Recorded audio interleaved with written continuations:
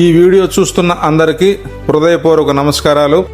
ఆపన్న హస్తం పాలక కులాలకే పరిమితమా? నెల్లూరు జిల్లా గుడ్లూరు మండలం దారకానిపాడు గ్రామంలో కిరాతక హత్యకు గురైన లక్ష్మీనాయుడు కుటుంబానికి రాష్ట్ర ప్రభుత్వం ఆపన్న హస్తం అందించింది. వ్యవసాయ భూమితో పాటు ఆర్థిక సాయం కూడా చేసింది. లక్ష్మీనాయుడు బలిజ కులస్తుడు.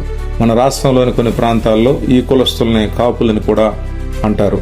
దారుణ హత్యకు గురైన లక్ష్మీనాయుడు కుటుంబానికి ఆర్థిక సాయం అందించడంతో పాటు హత్య కేసును విచారించేందుకు ఫాస్ట్ ట్రాక్ కోర్టును కూడా ఏర్పాటు చేస్తామని ప్రభుత్వం ప్రకటించింది.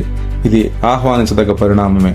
దారుణ హత్యకు గురైన కుటుంబాలకు, వీధిన పడిన కుటుంబ సభ్యులకు అన్ని వేళలా రాష్ట్ర ప్రభుత్వం ఇలాంటి సహాయ సహకారాలు అందిస్తే అది శ్రేయోరాజ్యం అనిపించుకుంటుంది.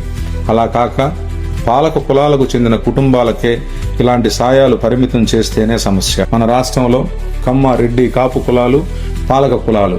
రాష్ట్ర రాజకీయాల్లో 3వ స్థానంలో ఉన్న కాపు కులం పవన్ కళ్యాణ్ ఉప ముఖ్యమంత్రి అయ్యాక స్థాయిని పెంచుకుంది.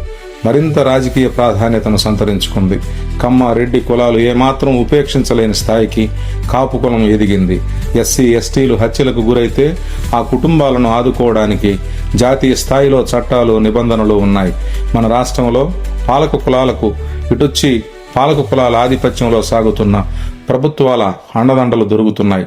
పాపం రాష్ట్ర జనాభాలో సగానికి పైగా ఉన్న వెనుకబడిన తరగతులకు చెందిన ప్రజలకే ఏ అండా లేకుండా పోయింది. ప్రకాశం జిల్లాలోని గిద్దలూరు పట్టణంలో 10 నెలల క్రితం ఓ రజక కుటుంబం వీధిన పడింది.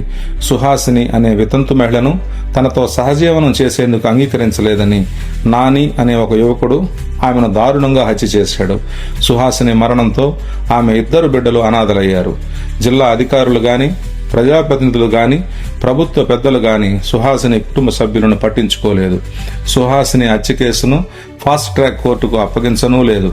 లక్ష్మీనాయుడు కేసులో లాగా పోలీసు ఉన్నతాధికారులు, మంత్రులు గిద్దలూరు వెళ్లనూ లేదు. అనాథలైన సుహాసిని 2 బిడ్డలను హక్కును చేర్చుకోలేదు. ఒక్క నయా పైసా కూడా ప్రభుత్వం నుంచి ఆ 2 బిడ్డలకు ఆర్థిక సాయం అందలేదు. లక్ష్మీనాయుడికి ఒకటే ఓటు, సుహాసినికి ఒకటే ఓటు. ఇద్దరిది ఒకటే ప్రాణం. ఇద్దరూ హత్యకే గురయ్యారు. న్యాయం మాత్రం పాలక కులాల అండ ఉన్న లక్ష్మీనాయుడు కుటుంబానికి జరిగింది. కోర్టులు కుమ్మరించినా లక్ష్మీనాయుడు ప్రాణాలతో తీసుకురాలేకపోవచ్చు. కానీ లక్ష్మీనాయుడు హత్యతో ఆయన కుటుంబ సభ్యులు వీధిన పడకుండా ప్రభుత్వం 6 ఎకరాల భూమి, 15 లక్షల రూపాయల ఆర్థిక సహాయం చేసింది. ఈ విషయంలో ప్రభుత్వం మెడలు వంచిన కాపు సంఘాల నాయకులు అభినందనీయులు.